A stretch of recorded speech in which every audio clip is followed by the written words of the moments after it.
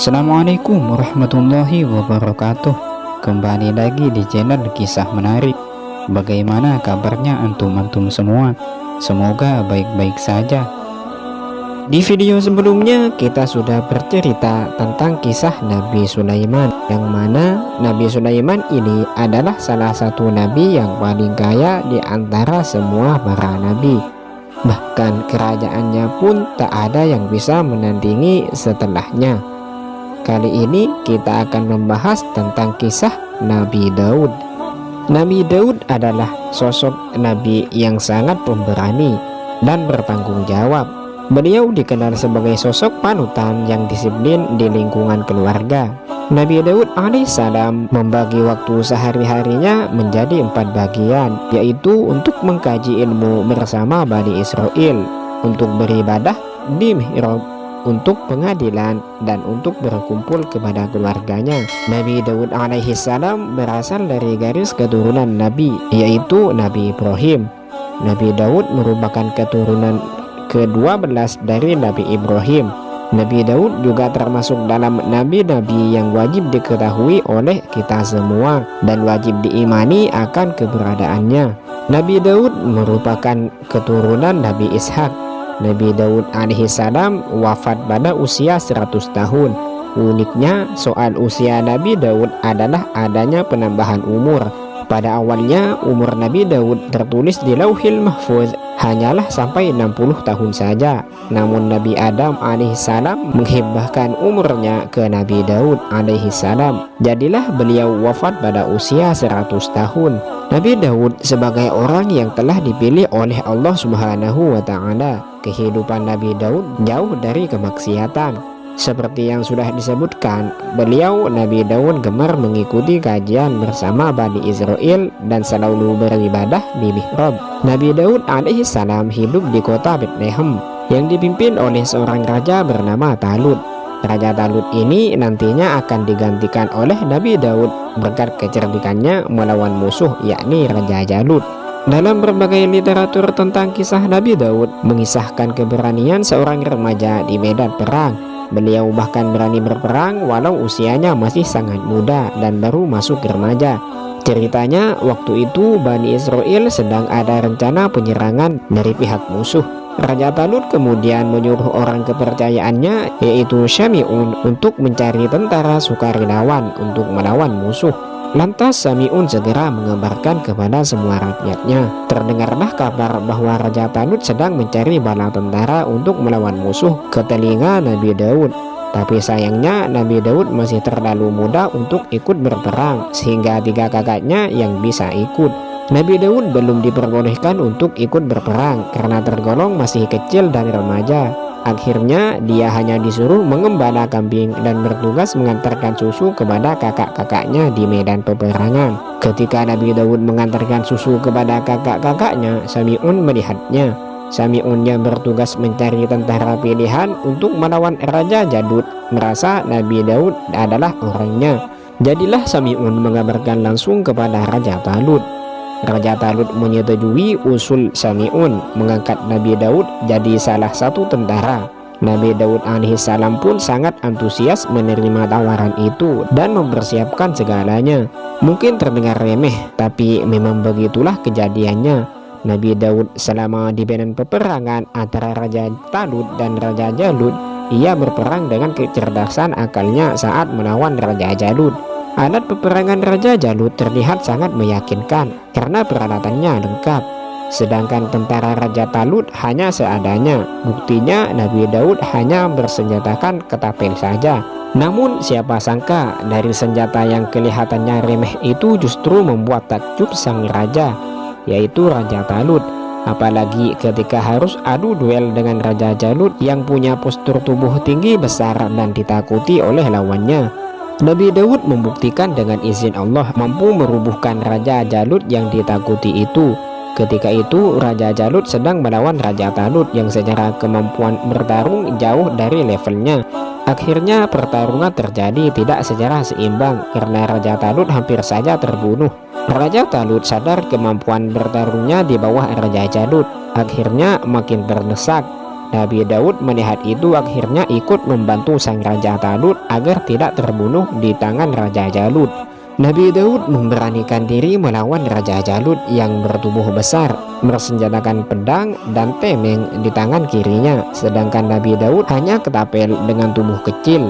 Banyak orang yang meremehkannya karena tidak mungkin sanggup menaklukkan Raja Talut yang ditakuti itu. Tetapi melalui izin Allah, ketika Nabi Daud melontarkan batu ketapel, ternyata langsung mengenai kepala Raja Jalut. Seketika Raja Jalut rubuh akibat kerasnya batu ketapel yang mengenai kepalanya. Raja Jalut pun tewas karena ketapel Nabi Daud. Bala tentara Raja Jalut melihat rajanya terbunuh pun lari tunggang langgang. Mental mereka down karena sang raja telah tewas di tempat. Raja Talut pun sangat takjub dengan kecerdasan akal Nabi Daud yang mengantarkan kemenangan bagi Raja Talut.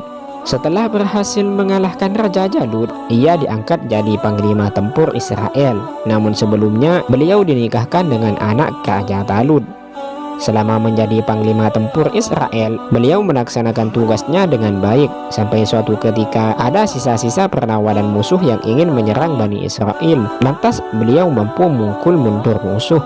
Namun sayangnya sang Raja Talut gugur di medan peperangan. Akhirnya Nabi Daud didapuk menjadi raja setelah drama perpecahan antara dua kubu.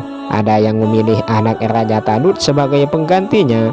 Anak Raja Talut dinilai tidak berlaku adil sehingga terjadi dua kubu yang akhirnya dimenangkan oleh kubu Nabi Daud.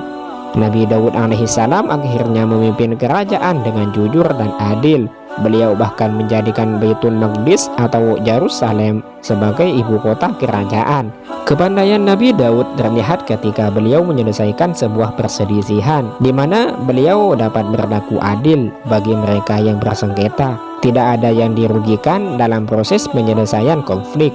Tutur kata beliau juga mampu melembutkan hati yang keras bagai batuan. Nabi Daud melembutkan hati yang keras dengan ayat yang dituturkan dari perkataannya. Inilah salah satu bentuk mukjizat Nabi Daud. Inilah yang menjadikan alasan dakwah Nabi Daud diterima oleh kaumnya. Beliau mampu meyakinkan seluruh rakyat agar tidak mengherankan Allah mengutus Nabi Daud untuk meluruskan kembali jalan mereka sepeninggal Nabi Musa dan Nabi Harun alaihissalam. Selanjutnya Nabi Daud juga mampu menundukkan gunung agar ikut bertasbih bersama dirinya setiap hari pada waktu fajar dan senja. Beliau juga mampu berbicara dengan hewan. Salah satunya ketika beliau ditegur oleh seekor ulat. Beliau ditegur karena telah meremehkan seekor ulat yang tidak bisa apa-apa tapi bisa bertasbih dan berbicara dengan Nabi Daud. Bukan hanya itu saja, Nabi Daud alaihissalam secara fisik mampu menekuk besi tanpa harus memakai alat pemanas. Beliau mampu membuat baju besi yang hanya menggunakan kedua tangannya, padahal biasanya harus dipanaskan dulu lewat pembakaran api.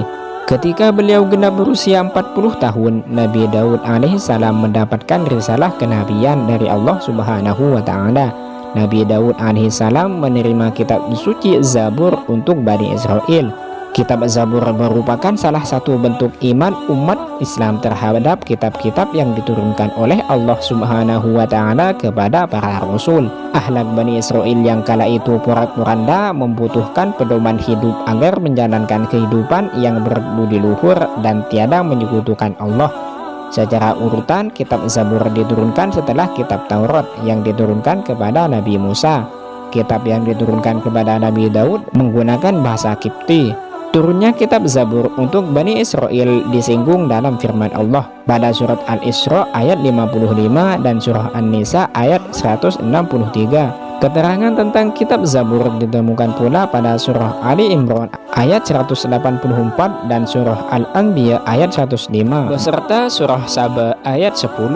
Kitab Zabur oleh sebagian ulama disebut dengan istilah kitab Zamir. Zamir berasal dari kata Ibrani yang artinya sama dengan Zabur yang bermakna lagu atau musik. Isi daripada kitab Zabur ada 150 nyanyian yang didendangkan oleh Nabi Daud alaihissalam. Suara yang dimiliki oleh Nabi Daud pun cukup bagus dan piawai mengatur nada. Kitab Zabur secara isi rupanya sangat berkaitan dengan kehidupan Nabi Daud. Kitab Zabur berbicara tentang pengakuan dosa, kisah kejatuhannya, pengampunan dosa, sukacita terhadap kemenangan menghadapi musuh Allah, kemuliaan Allah seperti adanya Adam, hukuman Allah, hingga kemuliaan seorang nabi yang akan datang, yakni kehadiran Nabi Muhammad. Kecerdasan yang diberikan oleh Allah mampu membuat Nabi Daud memahami kitab Zabur dengan baik. Saking cerdasnya Nabi Daud merampungkan bacaan dalam kitab Zabur di atas kuda pelananya. Kecerdasan Nabi Daud diceritakan oleh Nabi Muhammad SAW. Beliau bersabda, pembacaan Zabur dimudahkan bagi Daud.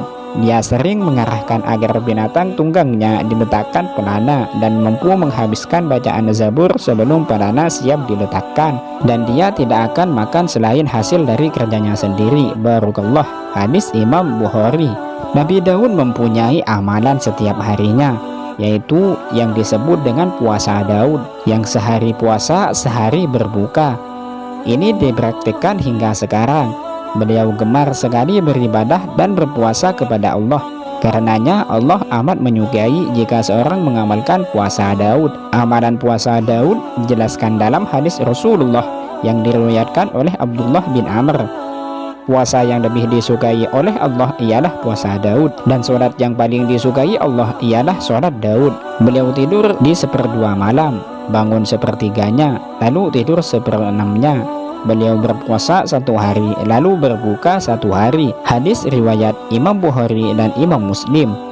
Sementara itu, peninggalan sejarah Nabi Daud juga ditemukan di sekitar negeri Yerusalem yang berupa istana Nabi Daud.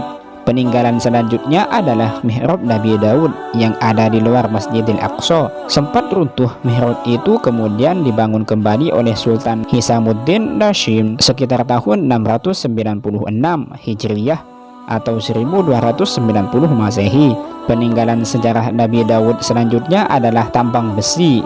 Nabi Daud alaihissalam memiliki mukjizat dapat melunakkan besi hanya dengan tangannya. Karena itu dia membangun industri tambang besi. Para ilmuwan menguji karbon tambang guna mengetahui dari kapan industri tambang besi itu ada. Jawabannya adalah tambang besi, emas, perak, tembaga, dan perunggu sudah ada sejak zaman Nabi Daud. Diperkirakan pada zaman dahulu Nabi Daud bekerja sama dengan anaknya Nabi Sulaiman dalam membuat industri tambang besi yang kemudian diwariskan kepada Nabi Sulaiman. Lokasi pertambangan yang ada di wilayah perbukitan itu menjadi bagian dari industri tambang di masa lalu. Tepatnya terletak di Yordania bagian selatan. Itulah sebuah kisah dari Nabi Daud. Ada pelajaran yang bisa diambil dari kisah ini, yaitu jangan pernah takut terhadap kemungkaran. Selama itu benar, teruslah berjuang di jalan Allah. Sedangkan pelajaran selanjutnya adalah ibadah yang harus kita tekuni dan harus diistiqomahkan agar kita mendapat ridho dari Allah. Wallahu a'lam bishawab. Cukup sekian video kali ini. Semoga kita bisa mengamalkan apa yang telah diperbuat oleh Nabi Daud yang disebut dengan puasa Daud, dan semoga yang menonton video ini dilancarkan rezekinya oleh Allah dan dipermudah urusannya oleh Allah Subhanahu wa Ta'ala. Jangan lupa subscribe, like, and share, dan nyalakan lonceng notifikasinya agar tidak ketinggalan video terbaru lainnya. Assalamualaikum warahmatullahi wabarakatuh.